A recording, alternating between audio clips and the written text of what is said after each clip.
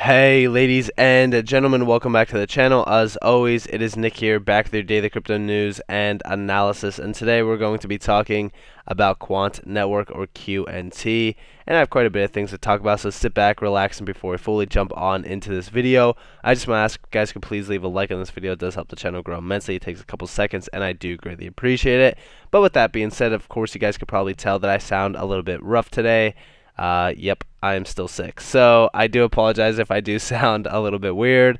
But nonetheless, we're going to be jumping in and we're going to be talking about QNT. So let's just refresh the overall coin market cap and let's check out what is happening in real time. So today, we have been seeing Bitcoin and pretty much, a lot of altcoins making some movements around the globe.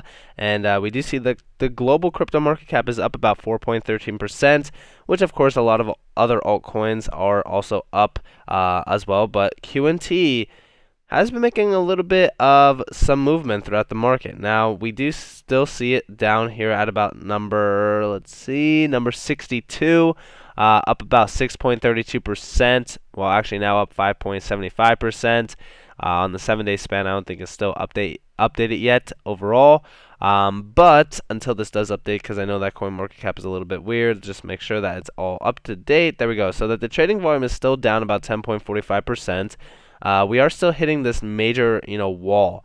I've been talking to you guys about it. We are hitting that 50 RSI. I'm waiting for us to have that break over that. I've told you guys that that is a clear thing to continue to look forward to. Okay, that is, a clear path for us to actually have a breakout event. I do think that once we do break over the 50 RSI and actually have some volume within it, that's pretty much where our next major move upward is. This move right now, no, I'm not going to get excited for at all. Like, yeah, sure, Bitcoin looks good, whatever. But look at the volume. There's not that much volume right now in QNT. RSI, is just peaking a little bit at almost 50, still hitting a little bit of resistance in my mind until we do break over it. So we have a lot of key things to have happen before we do flip bullish. The top of this, red box, the reason why I have this red box here is because we still have that bottom support channel, which is demand going all the way back to, the summertime. And of course, we have that summertime pretty much almost resistance going all the way back to August. So we still have a lot of room to reclaim. We still have a lot of things to pay attention to. And also, it's similar to the, Bitcoin price chart for QNT as well. Again, RSI is still kind of riding the 50 RSI wave until the next major move. And of course, we do see the major resistance and support zones on the chart here. Diminished volume as well is not good. I'm waiting for more volume to flow in.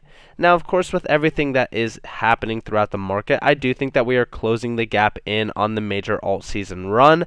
The reason being is because we still see, Ethereum making some moves in Ethereum dominance, but also in terms of price, we have been seeing it kind of almost outperform Bitcoin, but it's not outperforming it just yet. We have seen it outperform Bitcoin here and there throughout the year. Even year to date, you can pretty much see the percentages there in terms of Ethereum pretty much up a lot more significantly than Bitcoin, but of course that is due to the price. But we have been still seeing some, overall updates. We even see here, right? Price analysis. Bitcoin and most major altcoins are attempting a recovery to end the year on a strong footing. They're even saying, if Bitcoin could hit or pretty much reclaim 50K, which in my mind, it's not 50K, it's 53.5K to 56K. I've told you guys that those are my key targets still yet to watch for. But until those levels are not, or I should say, until those levels are met, I'm not going to get too bullish. And if those levels are not met by around the end of the month, I'm going to be totally fine with it. It means that the lengthened cycle is pretty much going to be pushed even further, which allows for a lot of altcoins to continue to make some movement upward. And of course, they are showing a lot of other altcoins here in terms of their charts. In my mind, the main thing to watch for is just this, right? We're still waiting for Ethereum to continue to grow and pretty much have that, flippening narrative pushed around it. Essentially, what we want to see is Ethereum decouple away from Bitcoin, pretty much just outperform it in general. That's where pretty much everybody flips bullish on Ethereum, then Bitcoin. While Bitcoin dominance is kind of dropping, we also see Bitcoin's price kind of continuing to rise, which will lead us to the major next stage in alt season, and we'll talk more so about that. But overall, the flipping narrative has been pushed for a fairly long time. If you guys were here during 2017, 2018's bull run, you'd understand what that essentially is. It's pretty much just when everybody thinks that Ethereum is going to just, not replace, but flip Bitcoin in terms of market cap, which I'm not saying that it's not impossible. I'm just saying, we've been hearing it for a fairly long time. And usually when that happens, it's pretty much the next phase of alt season. For an example, as you guys do see here, here's phase one, flow of money moves into Bitcoin. I've showed you guys this chart before. And of course, phase two, Ethereum is outperforming Bitcoin, and we hear talks of the flippening. So, in my mind, I think that we are close to phase two. If not, we are almost in phase two, and then that's pretty much when we do see a lot of other things happening, like these phase overlaps where we do see money flowing into a lot of these gems, like for an example, QNT. Now, with all of that in mind, we have been seeing some extremely bullish updates within QNT. I just reported on one yesterday, but I do want to talk to you guys just a little bit more so about interoperability, how big QNT essentially will become, and all that kind of stuff. So let's just jump in. So we just hear another example of why enterprise/bank/government's utility will soon make crypto look like a kindergarten, and AVAX is one of the best cryptos. These numbers are child's play compared to real-world use cases coming to private chains where QNT is king. The era of mass utility is upon us, and I do believe that we are extremely still early. I think that we have a lot more left in the tank for crypto in general. I think that we're pretty much at the point where just retail, governments in general, enterprises are just noticing the potential behind crypto. We even see our Change Healthcare, 50 million transactions a day using Hyperledger Fabric. And of course, we do see here, the DTCC has been working on a new credit derivatives platform that uses DLTs. Processes $10 trillion a year, originally due to go live in 2019. It was delayed. Here's why. And of course, we do see more here. May 26th, Hyperledger, Deloitte, congratulations Quant Network on this well-deserved recognition. And of course, QNT is labeled here. Honestly, there's so much more room to grow within the space, especially for something as big as QNT. And we even see here AXS. All of this goes hand in hand with, DLT settlement systems, crypto adoption, DLTs, thriving in terms of the transactional volume a month, a year, whatever the case may be. And then, of course, we do see stuff like QNT pretty much settling all those payments or connecting all those payments to other DLTs, all through a massive network. It sounds a little nerdy, but honestly, learning a lot of this kind of stuff, like learning how these networks will work and prosper, is definitely key to success, especially when you are invested into something like QNT, to really understand the brain power behind it. It's truly going to be a massive operating system. It's going to be the operating system of the fourth industrial revolution, in my opinion, which is the digitization of the financial system. Now, we also do see here, people who criticize projects with an enterprise approach first, like QNT, and think that everything a company does has to be transparent. The code, every detail of partnerships, even governed by the community, miss to see that that's not the real enterprise world. I think that a lot of people, in my mind, QNT has probably a ton of partnerships that they have yet to mention. Okay, a lot of these projects have NDAs behind them, non-disclosure agreements. That has to go through a legality process. Sorry, I could not speak there for a second. But, when we're talking about these NDAs and we're talking about these processes, these are long processes that have to happen before they announce any sort of partnership. I've always said that QNT most likely has nearly every bank under its belt. And I truly do believe that it does. C is a clear example of that. Oracle, clear example of that. There's so much still left to get announced for QNT. And, they can't be 100% transparent. I think that that's the biggest problem with this space. I think that a lot of individuals demand, full 100% transparency, but it's just unrealistic. Now, we also see here, tokens that will run on the QRC20 standard by QNT, which is what I talked about yesterday. CBDCs, wholesale and retail, bank stablecoins, securities, bonds, debt, real estate, derivatives, intellectual property, tokens from chains like Ethereum that want to go multi-chain. QNT's multi-ledger token approach is patent pending.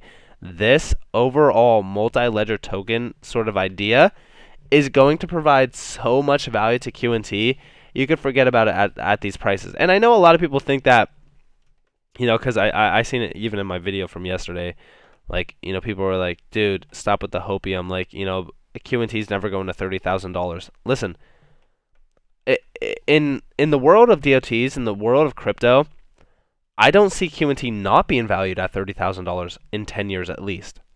Being able to invest into something like QNT, okay, just look at something like Bitcoin. Okay, say for so you invested into Bitcoin in 2010. Look at it in 2021. Okay, look at it in 2020. Look at QNT now, and then come back to the space by, we'll just say 2030, okay? And then tell me where QNT is. Because I'm a visionary. I know that I say, yeah, QNT, $30,000 per coin. I look at that, and I do see that being a reality. Okay, and the reason why I see that being a reality is because I understand the technology behind this. All of this coming to QNT in general will provide so much value. We even see here, QRC20 is the multi-DLT standard for digital assets developed by QNT. It will enable any single DLT token like ERC20 to transition into multi-DLT tokens. Guys, I don't think that you realize how big this technology actually is. First off, we've always talked about interoperability. First off, interoperability is definitely going to be huge. We even see our Digital Twin Consortium proposes interoperability framework. Interoperability is so much bigger than just payments and stuff like this. This is going all the way into development of, just everything. Engineering. You're talking more so about everyday life. We're talking more so just about bridging the gaps between everything. We even see our Indra, right, to manage interoperability platform for all of Ireland's toll roads. Now, I know that this isn't QNT, but I'm just saying interoperability stretches well beyond what, QNT is really kind of focused on. And when we're talking about everything that is coming to the space, when we're talking about DLTs, when we're talking about healthcare, major use cases within healthcare demanding interoperability, first off, they don't need to mention QNT. All they have to do is mention QNT partnerships, like, for an example, Hyperledger Fabric, that is, bridging the gap in between, healthcare, networks and stuff. All of this goes hand in hand with adoption. It goes hand in hand with transactions a year, transactions a day, money flowing in, money flowing out.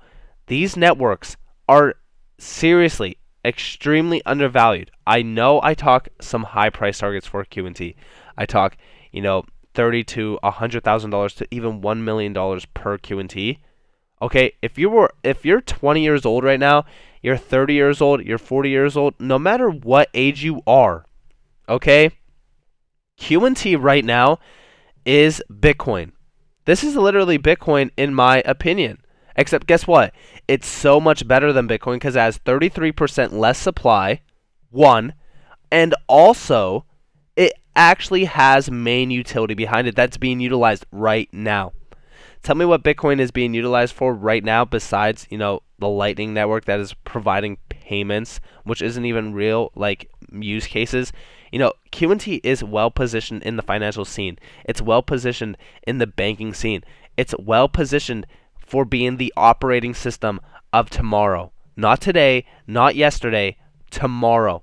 Bitcoin is outdated. Okay? This network, when we're talking about, Bitcoin and Ethereum, these networks are nearly unusable due to their issues with scalability problems, their, sustainability problems.